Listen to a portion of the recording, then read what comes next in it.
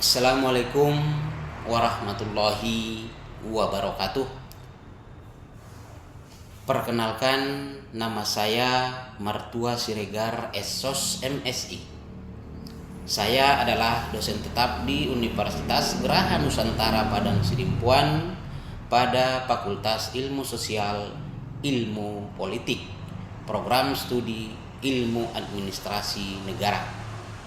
Saya bergabung di Universitas Geraha Nusantara Padang Sidimpuan sejak tahun 2020 sampai sekarang. Pada kesempatan ini saya akan memaparkan salah satu mata kuliah yang saya ampu, yaitu pengembangan organisasi yang memiliki bobot 2 SKS pada mahasiswa semester 4. Sebagai dosen, saya telah menerapkan Tridharma perguruan tinggi yang terdiri dari pengajaran, penelitian, dan pengabdian. Adapun CPL yang dibebankan pada mata kuliah ini yaitu 1.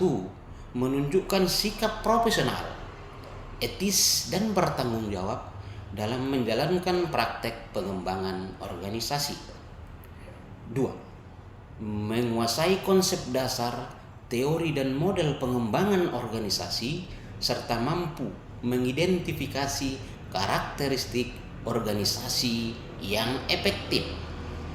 3. Mampu menganalisa masalah organisasi secara komprehensif dan merumuskan rekomendasi intervensi pengembangan organisasi yang relevan. 4. Mampu merancang, mengimplementasikan, dan mengevaluasi intervensi pengembangan organisasi secara sistematis dalam berbagai konteks organisasi publik. 5. Mampu menerapkan teknik dan alat pengembangan organisasi, misalnya survei umpan balik, pembinaan, pengembangan tim untuk memfasilitasi perubahan organisasi. Selanjutnya, capaian pembelajaran mata kuliah ini adalah: setelah mengikuti mata kuliah ini, mahasiswa diharapkan mampu menjelaskan konsep dasar, sejarah, dan nilai inti dari pengembangan organisasi. Selanjutnya, mengidentifikasi dan membedakan berbagai model teori pengembangan organisasi yang relevan dan konteks organisasi. Selanjutnya, mampu menguraikan proses dan teknik diagnosis organisasi termasuk metode pengumpulan data dan analisis data. Dan selanjutnya, mampu menjelaskan berbagai jenis tahapan dan strategi manajemen pengembangan organisasi. Selanjutnya, mampu menjelaskan tentang peluang penerapan organisasi dalam sektor publik di Indonesia. Selanjutnya, mampu menganalisis suatu organisasi untuk mengidentifikasi masalah dan kebutuhan akan intervensi pengembangan organisasi. Adapun materi pembelajaran pengembangan organisasi ini adalah: 1. Pengantar pengembangan organisasi, yaitu sejarah, definisi, dan nilai-nilai dasar. 2. Model teori dasar pengembangan organisasi. 3. Diagnosis organisasi, yaitu alat dan teknik analisis. 4. Perubahan organisasi. 5. Budaya organisasi dan peranannya dalam pengembangan organisasi. 6. Kepemimpinan dalam perubahan organisasi.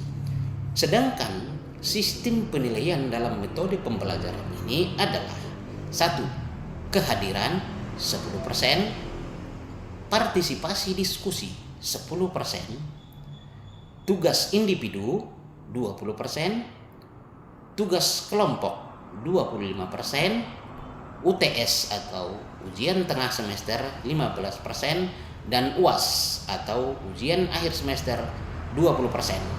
Demikian penjelasan singkat tentang mata kuliah pengembangan organisasi, dan selanjutnya saya akan menayangkan video proses pembelajaran di dalam kelas. Terima kasih dan selamat menyaksikan. Assalamualaikum warahmatullahi wabarakatuh. Selamat pagi menjelang siang dan salam sejahtera untuk kita semua. Seperti biasa, pada pagi hari ini kita mengadakan perkuliahan, ya. Tapi sebelumnya, ya, adik-adik mahasiswa mungkin sudah melakukan perkuliahan seperti ini. Harapannya perkuliahan selanjutnya dapat dipahami. Baik, kita mulai saja, yaitu perkuliahan kita pada pagi ini, yaitu pengembangan organisasi. Kalau kita ngomong pengembangan organisasi, apa yang terpenting? Kalau ngomong pengembangan organisasi adalah organisasinya, organisasinya. Ada yang di sini ikut organisasi? Organisasi di desa. Nah, itu otomatis setiap pemuda harus ikut. Yang lain? Pengajian itu sebenarnya bukan. Yang jelas ini semua ikut. Pasti ikut semua dalam sebuah organisasi, minimal organisasi yang berada di lingkungan universitas. Selanjutnya di fakultas. Kalian semua termasuk anggota BEM. Itu yang berada di lingkungan universitas. Lantas yang berada di luar ada yang ikut? Ada yang ikut? Ada. Karang Taruna. Yang lain apa? Ada. Organisasi kemahasiswaan di luar. Ada. HMI. Selanjutnya, kalau kita ngomong organisasi, ada dua pembahasan di dalamnya, di dalam pengembangan organisasi, yaitu organisasi dan pengembangan organisasinya. Selanjutnya, apa itu organisasi?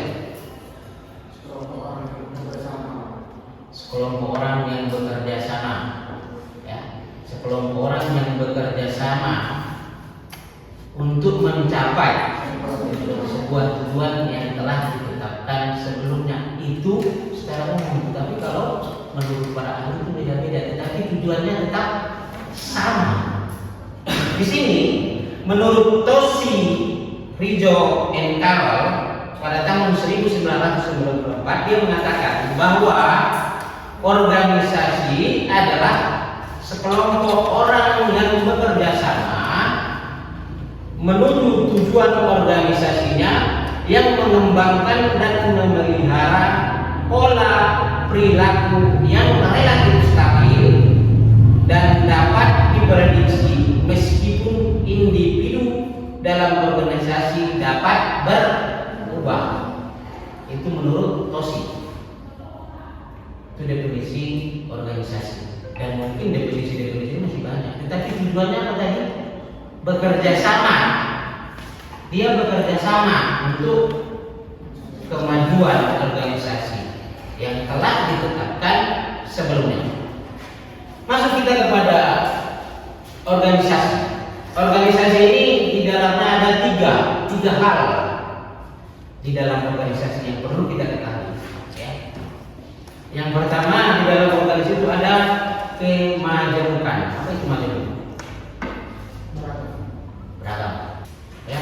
Jadi jelasnya kemajemukan itu adalah beragamnya kegiatan fungsi, pekerjaan, dan jumlah lapis dalam organisasi. Berarti ya berbagai macam. Kalau di makanan seperti apa ya? Gado-gado ada semuanya. Dan di sini dia mengatakan bahwa semakin besar organisasi tersebut, maka semakin majemuk. Contoh ya, Indonesia itu hampir sebuah organisasi. Di dalamnya apa? Berbagai suku bangsa ada di dalam, berbagai bahasa ada di dalam. Iya, itulah yang dipersatukan untuk mencapai suatu tujuan. Itu yang pertama. Terus yang kedua, formalisasi. Ya, itu apa formalisasi? Sebenarnya formula, ya, pengaturan di dalam organisasi. Kalau kita membuat sebuah organisasi, itu ada aturan-aturan yang ada di dalamnya yang harus kita taati. Ada nggak organisasi yang tidak memerlukan peraturan? Ada. Banyak organisasi di luar OKP. Kau boleh masuk ke dalam. Nggak ada aturan di dalam. Kita nggak usah sebut organisasi. Mungkin kalian sudah tahu. Ada kan? Yang penting ini besar. Ada kan? Ada. Nggak perlu aturan di dalamnya. Yang penting mentalnya ada. Tetapi kalau sebuah organisasi yang benar, ada aturan di dalamnya, mengacu pada adanya kebijakan, ya, prosedur dan aturan yang membatasi pilihan para anggotanya. Itu. Bahkan mengatakan bahwa makin besar organisasi maka makin besar derajat formalisasinya. Ya, semakin besar lagi aturannya semakin banyak. Lantas untuk menuju pengembangan organisasi yang baik, ya, formalisasi itu harus ada. Ada aturan-aturan di dalamnya yang harus kita taati. Kalau kita tidak menaatinya, ya, konsekuensinya keluar. Kita lanjut. Yang ketiga yaitu pemusatan. Ya. Ada keberagaman. Ya. Ada aturan. Ya kan? Terus apa itu pemusatan? Pemusatan itu adalah pimpinannya. Kekuatannya itu sebenarnya. Di sini dia mengatakan apa sih pemusatan itu? Pemusatan itu berkaitan dengan penyebaran daya, kekuatannya atau power dan wewenang yang ada pada kedudukan tinggi dalam organisasi. Istilahnya apa itu? Apa istilahnya itu? Manajemen puncak pimpinan organisasi tersebut. Dia yang mengatur, dia yang mengarahkan sebenarnya. Sesudah ada kemajemukan, ada formalisasinya dan ada pemusatannya, maka terbentuklah sebuah organisasi. Ya. Kita lanjut.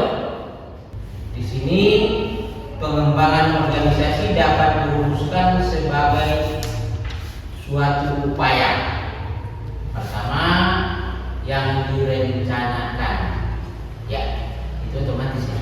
Kita buat sebuah organisasi tanpa ada rencana itu tidak. Semua kegiatan itu diawali dengan perencanaan. Bahkan mungkin kalian punya masih anak muda, anak gadis, untuk ke jenjang pernikahan itu harus direncanakan dulu, ya kan? Contoh, ya, kita suka dengan seseorang, kita buat rencana untuk mendekatinya, ya kan? Semua harus terencana. Secara tiba-tiba tak mungkin. Ya, itu yang pertama. Yang kedua, yang dampaknya mencakup seluruh organisasi. Ini jelas. Ya. Kita buat rencana rencana itu tujuannya untuk semua organisasi atau anggota yang berada di dalamnya. Ya.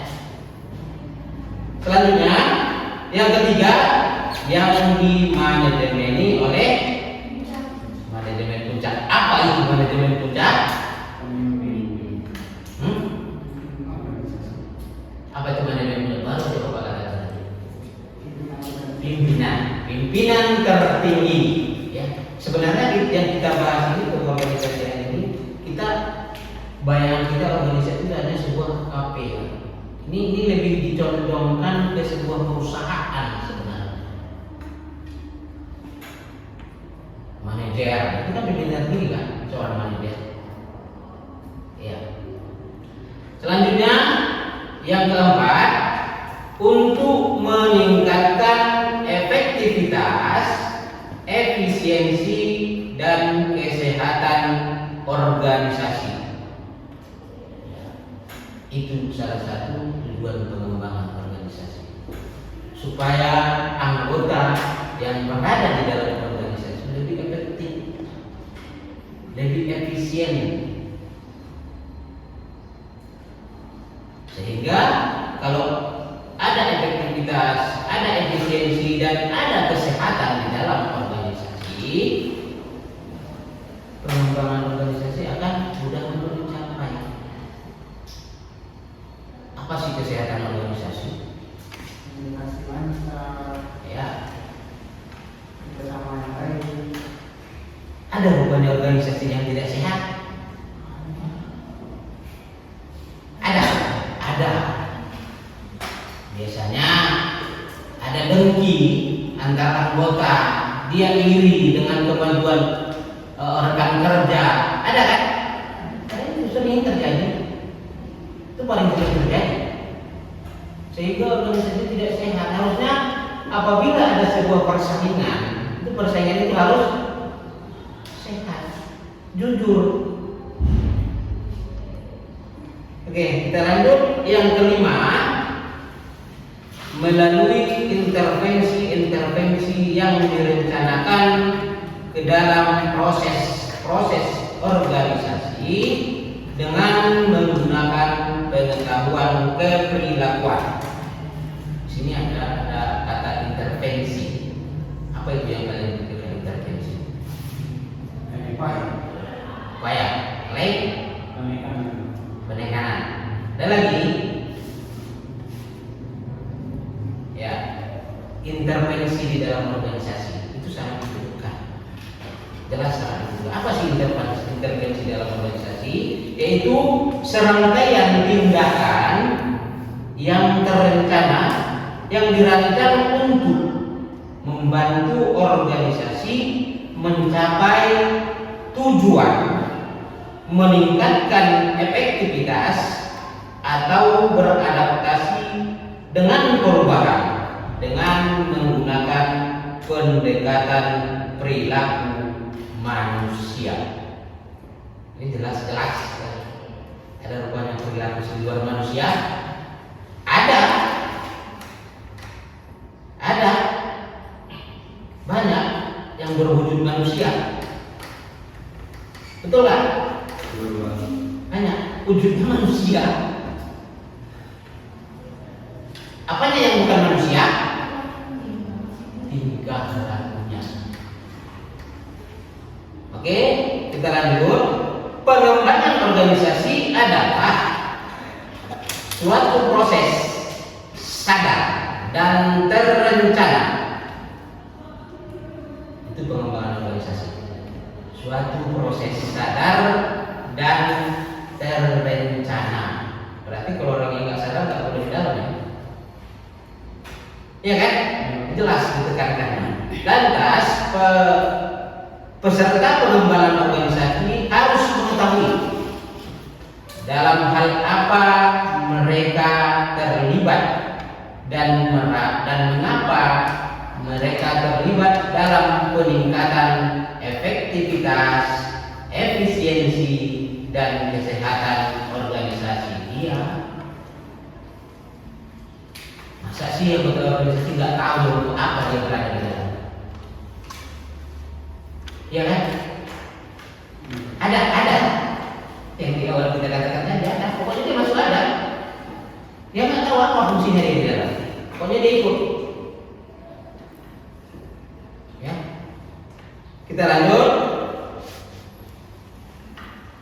Pengembangan organisasi selanjutnya apa sih? Mengapa?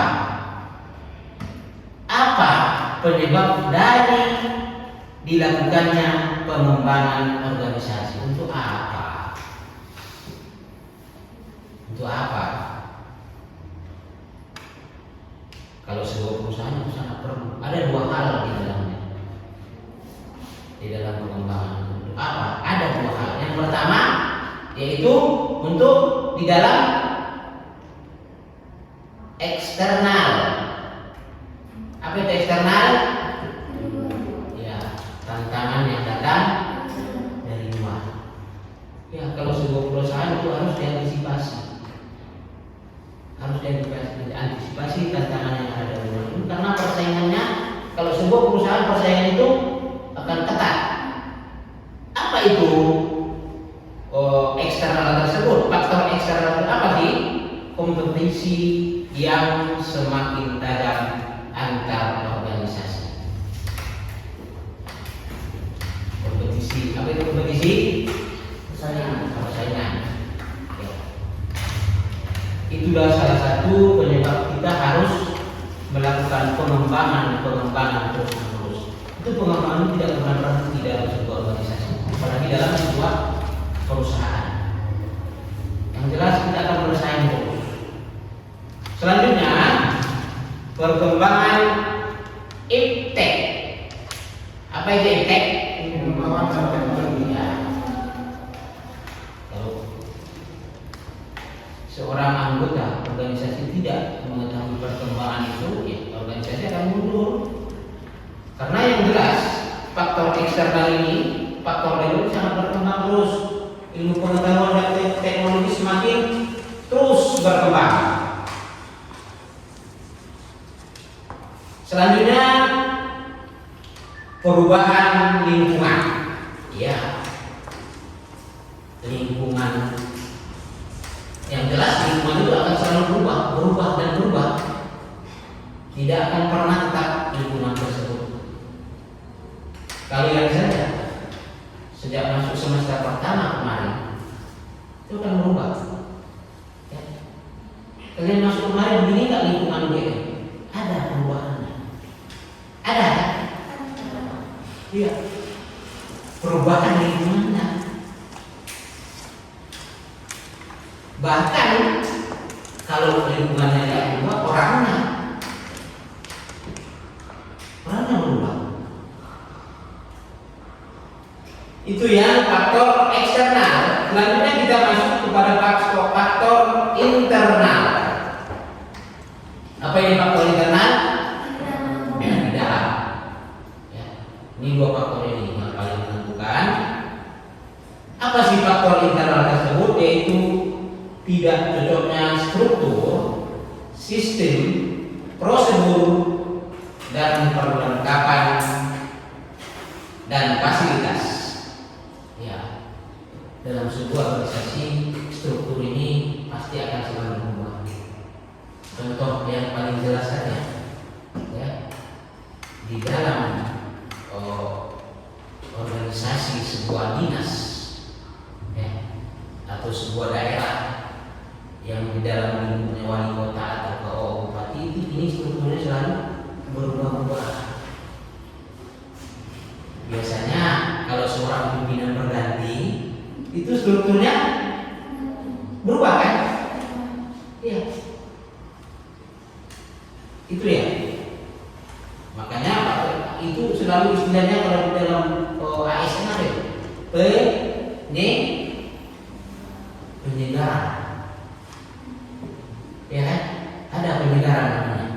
Dia akan mengganti siapa yang cocok sama dia, sehingga terjadi perubahan. Ada inovasi dari pegawai yang baru untuk meningkatkan kinerja di dalam organisasi atau kedinasan tersebut. Ya, kita lanjut. Apa tujuan pengembangan organisasi? Ini faktor ya. Ini apa tujuannya? Tujuannya adalah yang pertama menciptakan keharmonisan hubungan kerja antara pimpinan dengan staf anggota organisasi. Ada rupanya yang enggak ada di sini. Banyak. Terus apa? Gimana solusinya? Kita melakukan. Nah itu yang Bapak katakan tadi, penyegaran. Terus ini tidak harus apa? Apa solusinya? Kalau ada ketidakharmonisan, harus kita adakan pengembangan tadi. Itu yang pertama. Yang kedua, menciptakan kemampuan memecahkan persoalan organisasi secara terbuka. Ya, kita diarahkan untuk memecahkan setiap permasalahan yang terjadi di dalam organisasi. Terus yang ketiga, menciptakan keterbukaan dan komunikasi. Ini pun sering terjadi sebenarnya di dalam sebuah organisasi. Tidak ada komunikasi di dalamnya, sehingga sering terjadi kesalahpahaman. Ya. Terus yang keempat, merupakan semangat kerja para anggota organisasi dan kemampuan mengendalikan diri. Oh, di sini kita tahu ya, pengembangan organisasi bisa memupuk semangat kerja. Iya, ini sering keterkaitan sebenarnya antara poin 1 sampai dengan 4 ada keterkaitannya. Kalau kita harmonis kerjasama di situ, ada keharmonisan, ada keterbukaan, tentu kita yang bekerja itu akan semangat. Ya. Kita lanjut. Bagaimana proses pengembangan organisasi? Ya. Yang pertama, pengembangan dan strategi perubahan. Pengembangan dan strategi perubahan. Iya, ini prosesnya itu yang pertama. Kita buat strateginya dulu. Ya. Terus yang kedua, pengakuan dan evaluasi. Ini pengakuannya ini yang pertama ada keterbukaan. Sesudah ada keterbukaan, kita akan melakukan evaluasi. Apa sih kurangnya? Apa sih yang harus kita lakukan? Selanjutnya yang ketiga, diagnosis original. Apa itu? Ini bahasa keren ya. Diagnosis original. Solusi permasalahan yang lain. Diagnosis original. Original biasanya ori. Apa? Jelas. Lain ada? Oke, diagnosis original itu di dalam organisasi adalah proses sistematik untuk menilai kinerja dan efektivitas suatu organisasi dalam mencapai tujuan. Ya, itu dia diagnosis original. Terus intervensi, itu yang kita katakan tadi. Ya, itu kan saya tunjukkan intervensi. Selanjutnya pengenalan masalah. Iya, kita harus memecahkan sebuah masalah, harus kita kenal dulu, kenali dulu permasalahannya.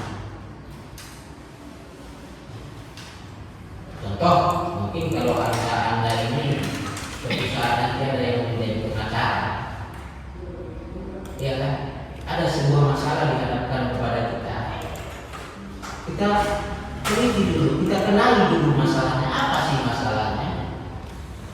Baru kita ambil langkah-langkah selanjutnya. Ya. Kita lanjut. Ciri-ciri pengembangan organisasi. Di sini ciri-ciri pengembangan organisasi ada 5. Ya.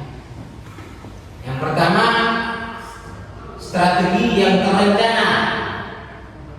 Ya. Kalau strategi itu sudah direncanakan dengan matang, biasanya hasilnya hampir 99% itu berhasil. Makanya kalau ada pengembangan organisasi,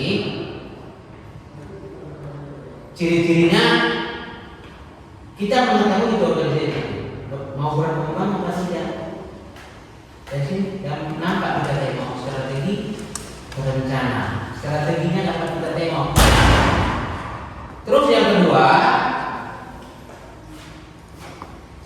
menekankan cara-cara baru, meningkatkan kinerja.